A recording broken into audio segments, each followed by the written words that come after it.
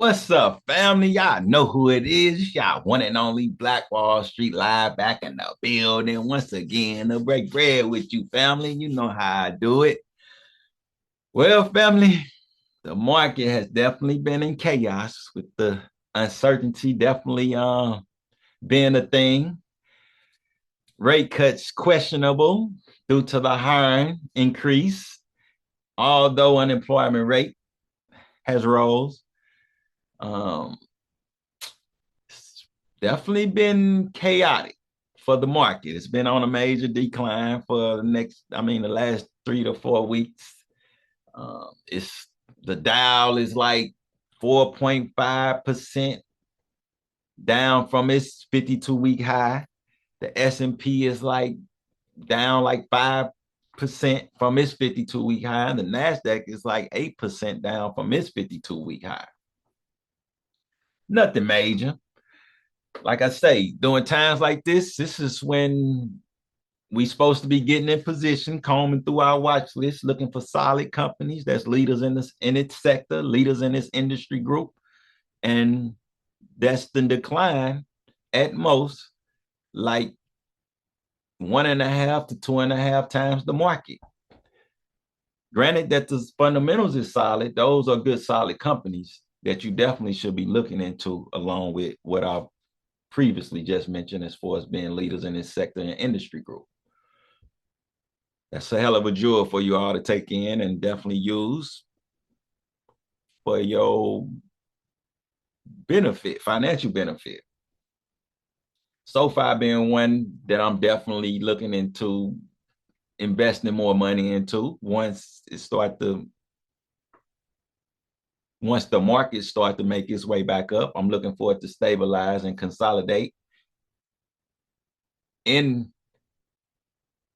within a 2 to 3 weeks, and looking for it to find its footing, start to make its way up to break out of that consolidation range, which is the consolidation range will be the peak of that consolidation period and the base of the consolidation period, in which it breaks out to the upside above that peak on high volume, preferably like above the average volume of like 20%.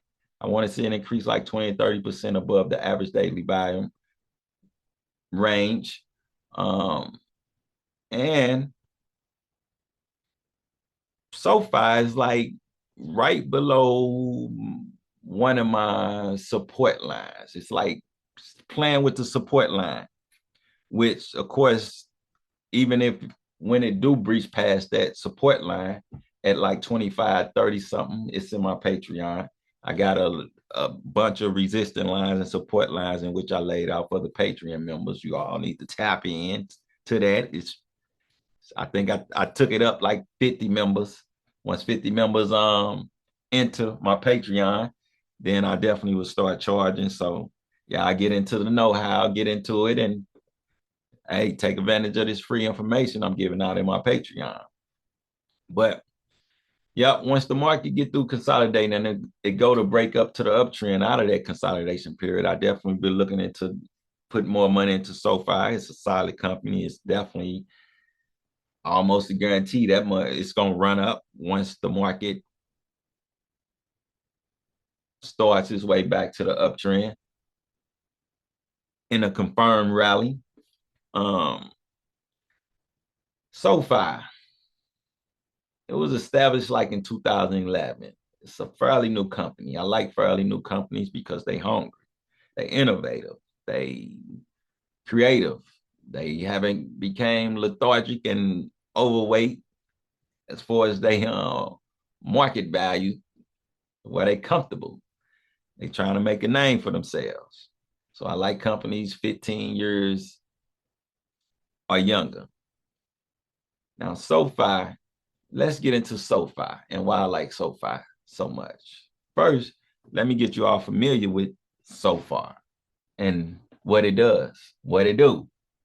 SoFi Technology provides various financial services in the United States, Latin America, Canada, and Hong Kong. It operates through three segments: lending, technology platform, and financial services. The company offers lending, financial services, products that allow its members to borrow, save, spend, and invest. It offers personal loans, student loans, home loans, and related services. Many more services, in which I will get into later, as far as how many products and services that they actually have, which is in the millions. Crazy, astronomical numbers. But anyway, SoFi capital and operating expenses are substantially cheaper from your traditional brick and mortar financial institutions due to their model being entirely digital. Let's dive into their financials. Let's get past all the mumbo jumbles though. They first quarter this year revenue year over year came in at 38%, representing an increase of $789 million in sales.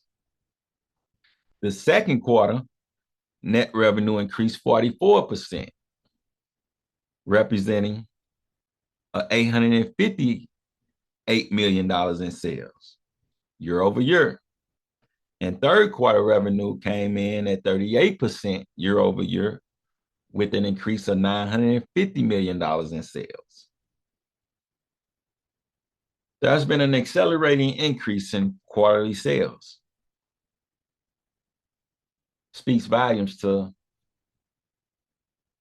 the solid fundamentals of this company, of SoFi. Accelerated increase in quarterly sales, annual revenue increase. Something to look into, family. The GAAP net income, which is a principle generally accepted by analysts, the SEC, and investors and traders. The year-over-year change for the first quarter this year came in at 131% year-over-year, bringing in an increase of $78 million for the net income. Second quarter came in at 459% year-over-year, bringing in an increase of $130 million. Third quarter increase was 129% year-over-year, bringing in $139 million. The net income quarterly reports has been increasing as well for the 3 quarters this year. It's a no-brainer. The earnings and sales guidance for the full year 2025 was raised. The adjusted net revenue was raised from $3.375 billion to $3.540 billion for the full year. The adjusted net income was raised from $385 million to $455 million, representing a $70 million increase in their net income. It's a no-brainer. And membership growth from 30% to 34%, representing 3.5 million members added to the previous number. Now, SoFi Moat is built on 3 interconnected structural advantages that are difficult for competitors to duplicate. One being the vertical integration system and the FSPL moat of cross-selling, which the FSPL represents the financial service productivity loop. Meaning they got a whole ecosystem or one-stop shop once you become a member. No need to go elsewhere. What you want loan, what you need interest, what you want CDs, what you want to invest, what you want a high margin savings account, what you name it. We here. You ain't got to go nowhere else. We got you. What you want, personal loan, student loan, don't make no difference. Now, SoFi Moat which gives them a monopoly over the entire customer journey, from checking accounts to lending and investing. The high cross-buy rate in Q3 shows 40% of SoFi new products were sold to existing members, which significantly lowers the cost of acquiring each new product, giving them the advantage over other rivals who rely solely on marketing. They don't have to invest too much in marketing because their new products and services is purchased from their existing members, which their existing members it's over 10 million. We'll get into that. I'm moving too fast. I'm too excited about this company for sure. The second mode is that it's a bank charter, which allows SoFi to fund its high margin loan business using low cost member deposits from SoFi checkings and savings, meaning the average guy like me who go and put my money into their checking or banking company, they take and pool our resources and use it to fund high margin loans, commercial loans, home loans, etc. And when they get the interest from those loans, they use it to pay the interest on our checkings and savings, CDs that we may have purchased from their company. And they just take the difference and pocket it. That's the net interest income. They getting it. This significantly lowers its cost of capital compared to non-bank fintechs, thereby widening its profit margins, like I just explained. Last but not least, the third mode is this technology platform called Galileo and Technisys, which powers other fintechs and banks. This provides a high margin, fee-based revenue stream that is less sensitive to credit and interest rates cycles, insulating the entire business from lending volatility. The Galileo and Technisys technology platform, it what helps banks front end and back end come together. It's the core operating system. It's the processing unit, the processing system. So they license this or allow other banks to use this technology for their companies.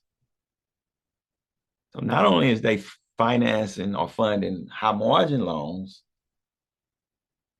they also is reaping passive income from these other banking systems that use their technology platforms.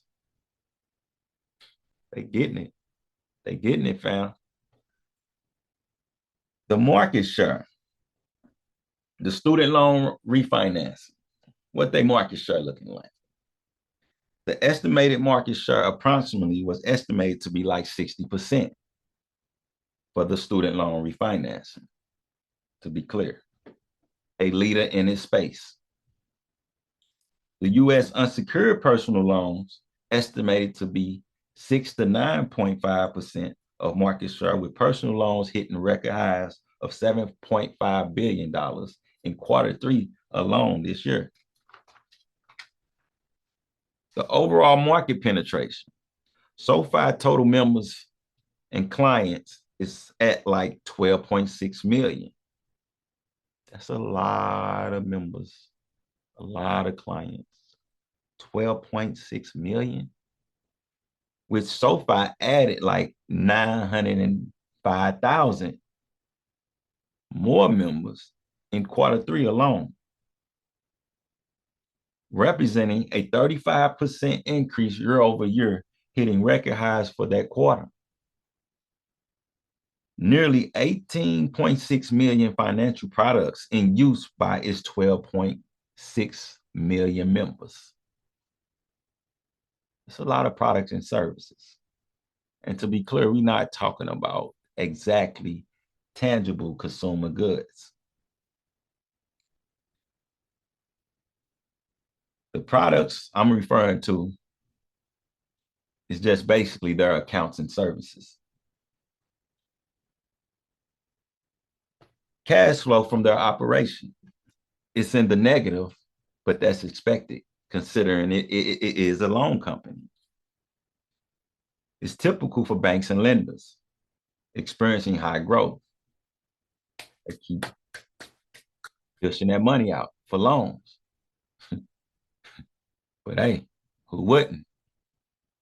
They deal with pretty much Henrys, the ones with making over $100,000, the ones who have like a 720 credit score at least, the ones who's really not trying to destroy their credit because they understand credit is important. They got a tight system, fam. It's a no-brainer. I'm just saying. The cash outflow is why they're in a negative as far as they cash holdings, which is definitely understood because it's part of their investment or investments. The strong gap net income is a clearer picture of how healthy their financial status is or their operating health. So that's what you should be looking at to gauge the operational health of SoFi company or any lending company for that matter. So with that being said, that's why SoFi is definitely at the top of my list as far as adding to the shares and buying option contracts on once the market make that confirmed uptrend out of that consolidation period that I'm looking for. On that note, family, tune in to my Patreon at patreon.com, Levelupstockuniv, so that you can be in the loop of those support and resistance lines, those buy points, and my sales strategies. I definitely would be there for all the smoke and all the benefits once this market make its turn back to the upside. We're at the bottom, family. Get in position, comb through your watch list, and let's get it, fam. I'm out.